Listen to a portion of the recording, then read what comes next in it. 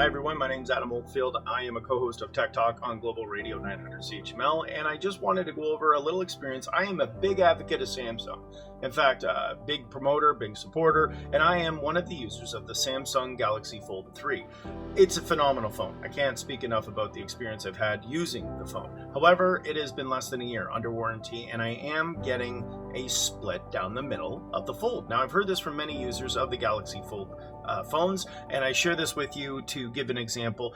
These are examples of exactly how it is today. Now, I reached out to Samsung Warranty online, had a conversation which was very, very pleasant. They were very informative and otherwise. I was told to go to one of their warranty respected stores, which happens to be one in Hamilton. When I went there, they don't fix the Galaxy Fold phone. That's not under warranty. I was then told to go to Toronto, which is north of Scarborough, which I did try to reach out, and thank goodness they were very informative and advised me that they unfortunately also do not fix the Galaxy Fold phone. You have to go to Samsung.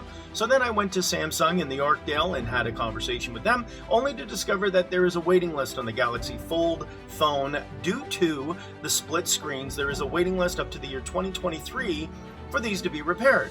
Now, I share this with everyone because it is important that if you're seeking to make this decision on a Galaxy Fold phone, it is an expensive endeavor. They are a great working device, powerhouse when it comes to working. However, they have not perfected the screen. So I share this video with everyone. Please do think that the Galaxy Fold phone 3, 4, I'm going to even say 5 and 6, hell, Galaxy Fold 10 is probably going to split down the middle. There probably isn't exactly a perfect product to make it work.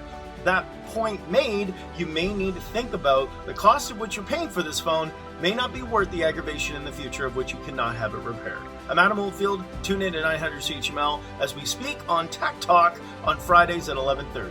Thanks for watching.